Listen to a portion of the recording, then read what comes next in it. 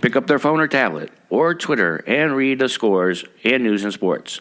Lifting a cinder block isn't as easy. Cinder Block Sports with your host, John O'Donnell, brings you the unique interviews, a deeper dive into sports, and a look at why and what's next in the sports world. Follow the show on Twitter at Cinder Sports or on Facebook at Cinder Block Sports. Now, from the Dream Big Studios, your host, John O'Donnell. Hello and welcome to Cinder Block Sports. I am your host, John O'Donnell. We are at the Dream Big Studios here in Akron, Ohio. Thank you for listening. We are available on iTunes. We are available on Overcast, Spotify. You got podcasts, you can find us. At any rate, Google Play. We just got on Google Play. So if you want to join the show, you can tweet us. We like to be tweeted at. And we are at Cinder Sports. We have email at cinderblocksports@gmail.com.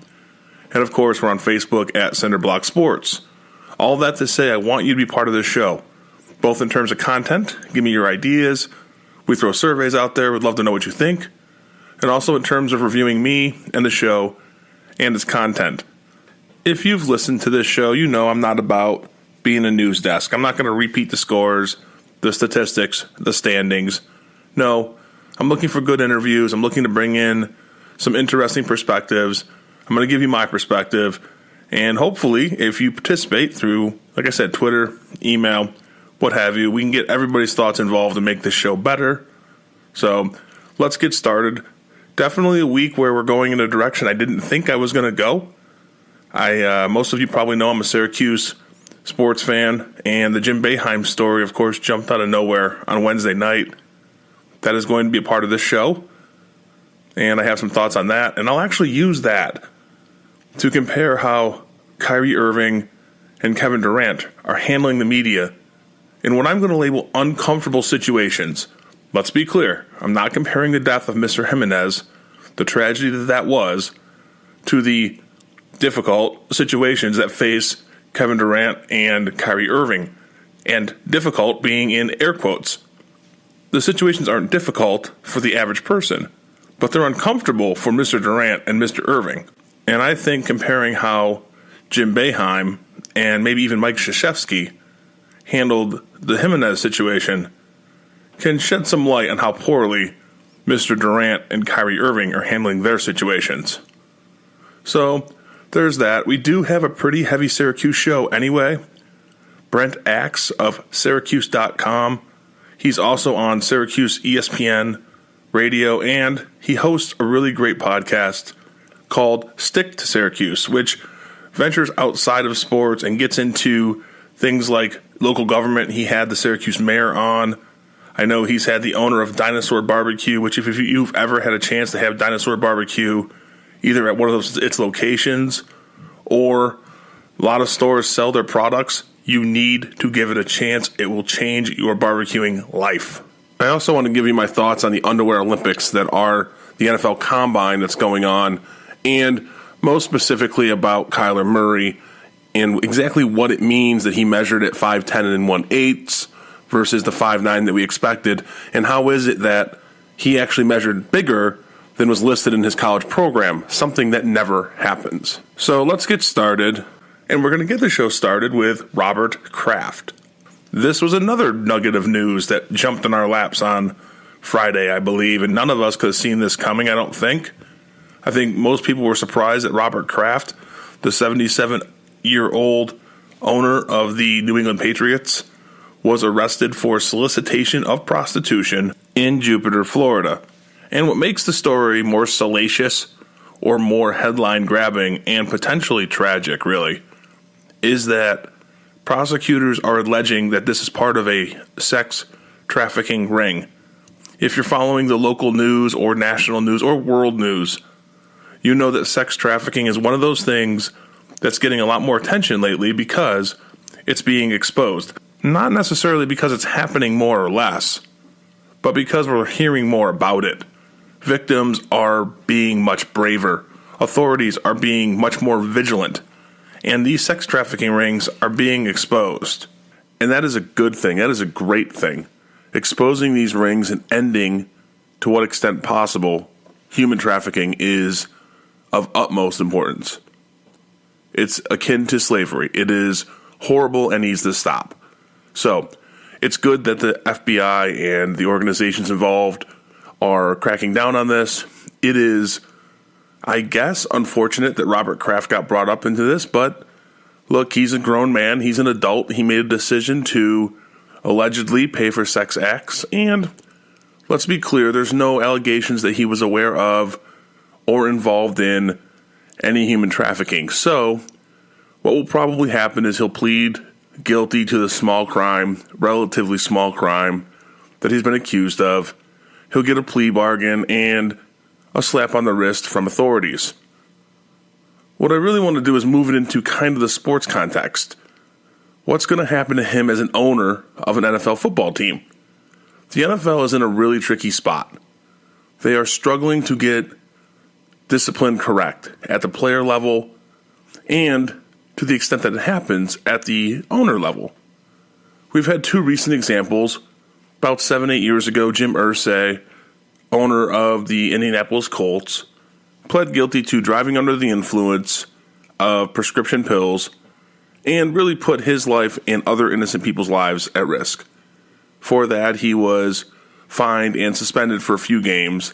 Not really sure how that works when you suspend an owner of a team, but that was a punishment that was handed down. We can juxtapose that to Jerry Richardson of the Carolina Panthers. After an independent investigation, there were some allegations of sexual and racial harassment. He was forced to sell the team, for which he made a tidy profit. But those are the two bookends that the NFL are going to have to come from when looking at the Robert Kraft situation.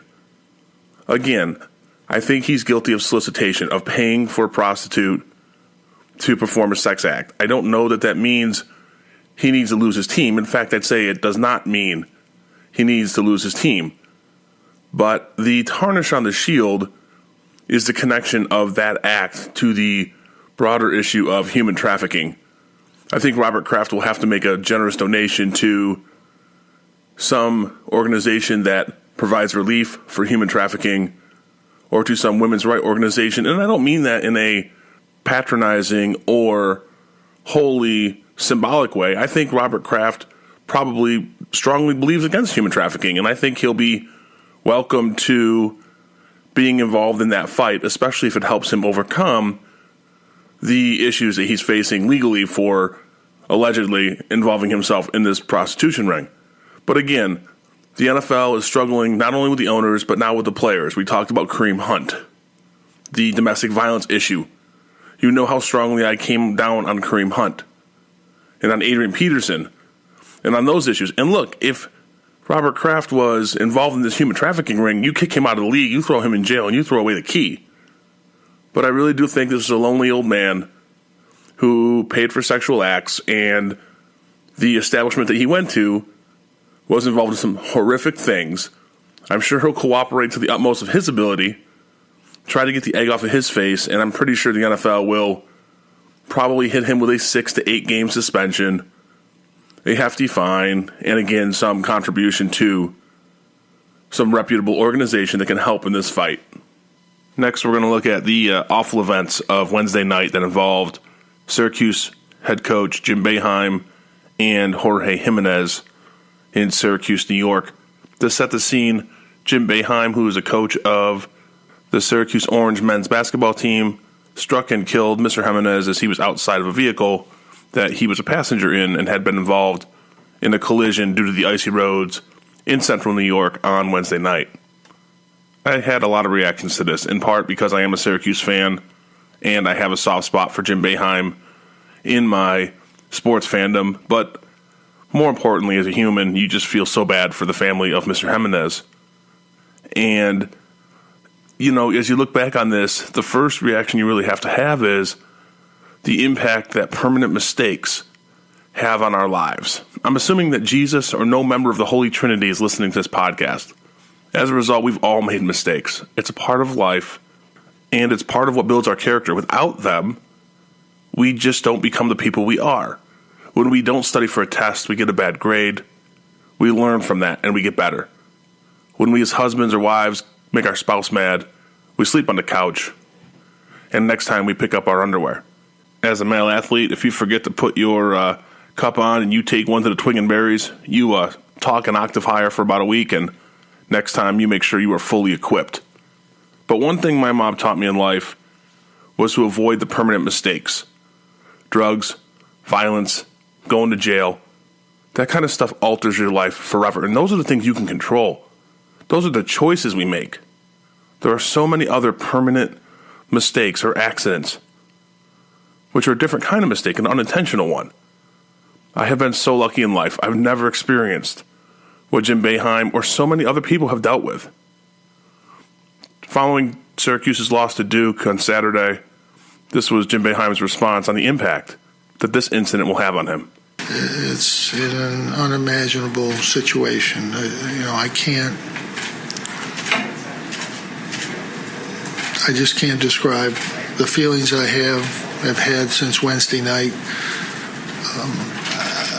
I don't think you can. I don't think I can make anybody understand who hasn't been there. I don't.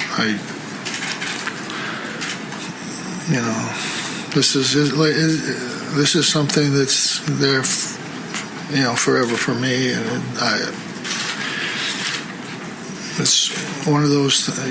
I've always felt in life, you get a lot of things you have to overcome, and I started here with nothing, and I've been here a long time, and there's a lot of things in there that you have to overcome, but there is nothing like this when a human life is lost and you're there.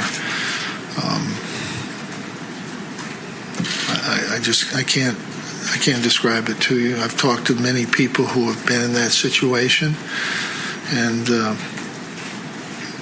they say the same thing. This isn't about me. It doesn't matter how I feel. It's how they feel and what's happened to them. I think Jim Boeheim said it right. It's not about him. It really is about the Jimenez family and what they feel, what they're going through. And he also got it right that you can't describe these events. You can't describe how to get through these events if you haven't gotten through them. But to the Jimenez family, these people lost their son, their father, their friend, their brother, and they will hurt forever for their lifetimes. In some way, the losses are similar, but they're not nearly the same in scale. That family, the Jimenez family, will need to handle a situation that they could never have been prepared for, that you would never wish on anyone, your worst enemy. Their lives were changed forever. And I do want to make clear that my hearts and my prayers and our hearts and our prayers should go out to them and the others who experience great loss. But tragedies like this happen in life. And Jim Boeheim, he's a legendary coach at a top NCAA men's program. It's going to play out on national television. But don't forget that so many other people have had similar accidents and life-changing events, and they happen daily. I had a friend in college who took the life of a young girl. He was driving in his neighborhood at a reasonable speed, stone sober, on his way back from class and on his way to work. He was never the same. His life, it got stuck in neutral from that moment forward, and there's no way to measure how any of us would react. So few of us, thank God, have had to handle such a horrible situation. Part of the reason I want to look at this is to examine Jim's reaction to the accident and to discuss the aftermath and reaction of others to his decision to coach Syracuse 3 days later against Duke.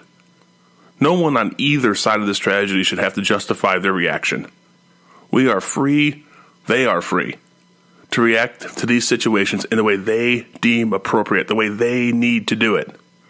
No one has a right to question Jim Boeheim except him, his family, and those closest to him. Even if you've suffered a similar tragedy, I think certain situations in life cannot be judged.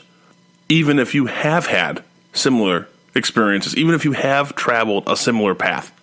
Look, if you've hiked a trail and you want to let somebody know which path is best, there's less prickers here, watch out for the poison ivy there, great. If you've taken a tough class, you have pointers on how to do well in that class, cool.